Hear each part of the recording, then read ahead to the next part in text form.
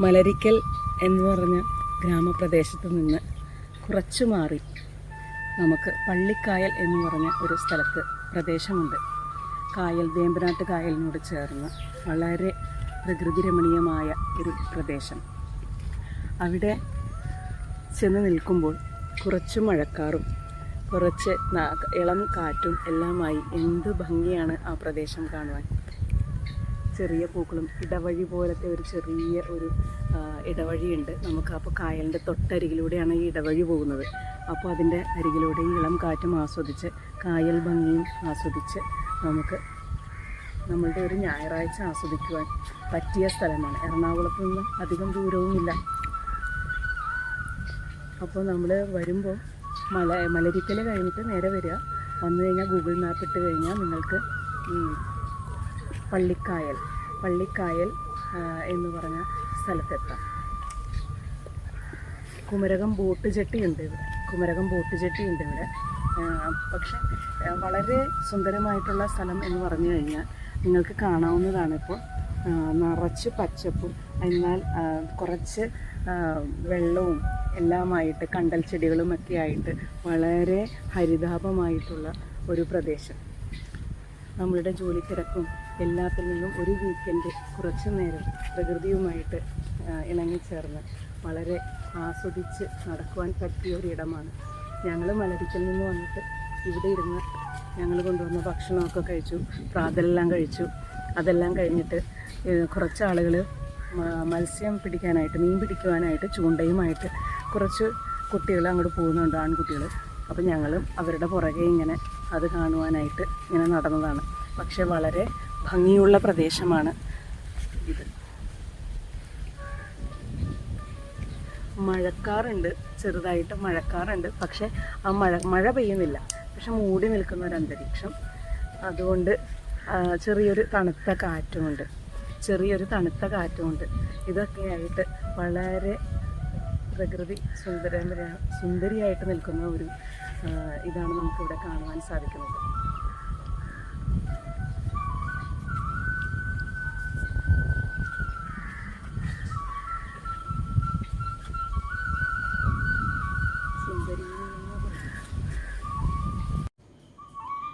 വേമ്പനാട്ടുകായലിൻ്റെ തീരത്തുകൂടി ഈ പച്ചപ്പിനിടയിലൂടെ കായലിൽ നിന്നുള്ള ഇളം കാറ്റുമേറ്റ് ശുദ്ധമായ വായുവും ശ്വസിച്ച് നടക്കുമ്പോൾ ജീവിതത്തിലെ തിരക്കുകളെല്ലാം എവിടെയോ ഓടിമറയുന്നത് പോലെ തോന്നുന്നു.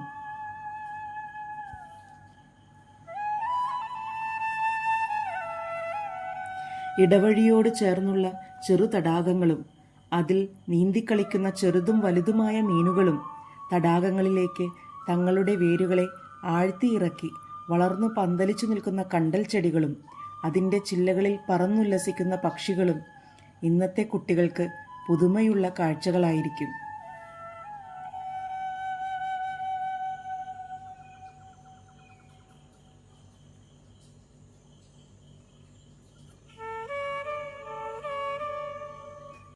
കോട്ടയം ജില്ലയിലെ ഈ ഉൾനാടൻ പ്രദേശങ്ങളിൽ, ഗ്രാമപ്രദേശങ്ങളിൽ വന്നു കഴിഞ്ഞാൽ അവരുടെ ഉപജീവന മാർഗം എന്ന് പറയുന്നത് പലവിധമാണ്.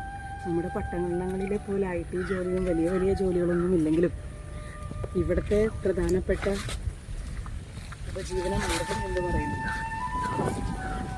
മത്സ്യബന്ധനം, ക്ഷീരോത്പാദനം, താറാവ് കൃഷി. അതുപോലെ നമുക്കിവിടെ കാണാം ധാരാളം ആളുകൾ നിന്ന് മീൻ പിടിക്കുന്നതും എല്ലാമാണ് അവരുടെ ഉപജീവന മാർഗം. പ്രകൃതിയോട് ഇണങ്ങിച്ചേർന്ന ഒരു ജീവിതമാണ് അവർ നയിക്കുന്നത്.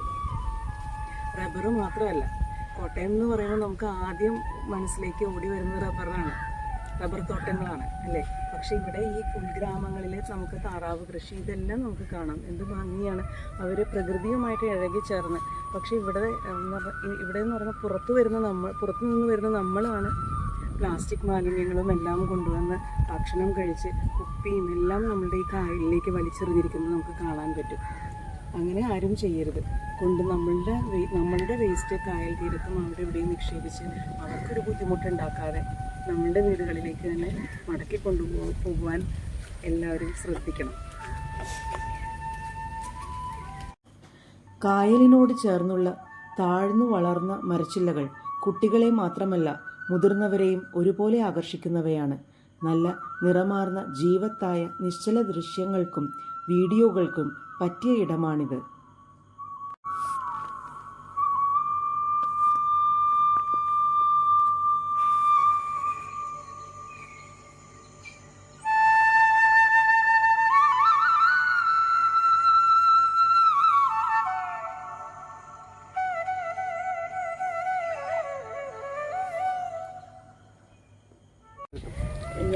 ഞങ്ങളിങ്ങനെ ചെറുവഴിയിലൂടെ ഇങ്ങനെ കായൽ ഭംഗിയൊക്കെ ആസ്വദിച്ച് ഇങ്ങനെ നടന്നു വരികയായിരുന്നു.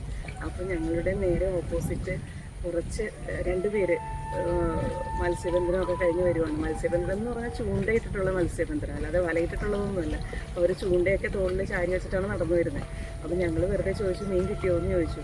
അപ്പോൾ അവർ അവരുടെ കയ്യിലിരുന്നിരുന്ന കവർ തുറന്ന് കാണിച്ചു. അപ്പോൾ അതിൽ നല്ല പിടയ്ക്കണ മീൻ, കരിമീനും കൂരിയും എല്ലാം.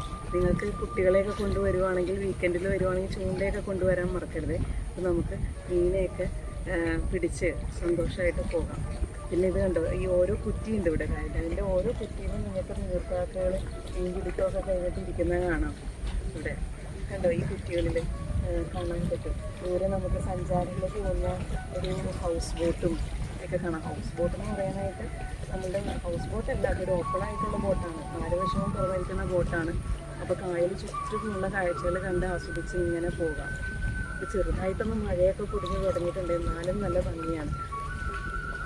ഈ കായലിൻ്റെ തീരത്താണ് ഞങ്ങൾ നിൽക്കുന്നത്. അതുകൊണ്ട് വെള്ളം എല്ലാം ഇങ്ങനെ അടിക്കുമ്പോൾ അതിൻ്റെ ഒരു ഓളത്തിൻ്റെ സൗണ്ടും എല്ലാമായിട്ട് ഇവിടെ ഭയങ്കര ഭംഗിയാണ്. ഒരാളാണെങ്കിൽ പ്രതീക്ഷയോടെ ചൂണ്ടയിട്ട് കാത്തു നിൽക്കുന്ന കാഴ്ചയാണ് നമ്മൾ കാണുന്നത്. മീൻ പിടിക്കുന്നതിനിടയിൽ കായലിനെക്കുറിച്ചും ഓണക്കാലത്ത് കായലിനെ ത്രസിപ്പിക്കുന്ന വള്ളം കളിക്കായുള്ള വിവിധ ബോട്ട് ക്ലബ്ബുകൾ നടത്തിവരുന്ന തുഴച്ചിൽ പരിശീലനത്തെക്കുറിച്ചും അദ്ദേഹം വാചാലനായി.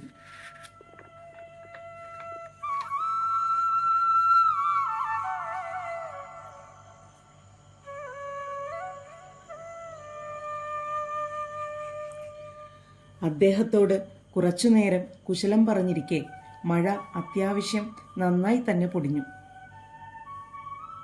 മഴ തൊട്ടരികെയുള്ള കായലിനെ അതിമനോഹരിയാക്കി.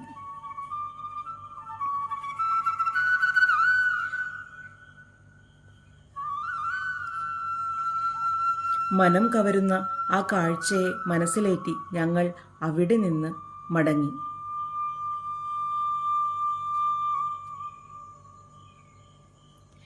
ഞാൻ നേരത്തെ മീൻ പിടിക്കുവാൻ വന്ന ആൺകുട്ടികളെക്കുറിച്ച് നിങ്ങളോട് പറഞ്ഞില്ലേ, അവരാണിവർ. അവർ കരിമീൻ 4-5 കിട്ടിയ സന്തോഷത്തിലാണ്.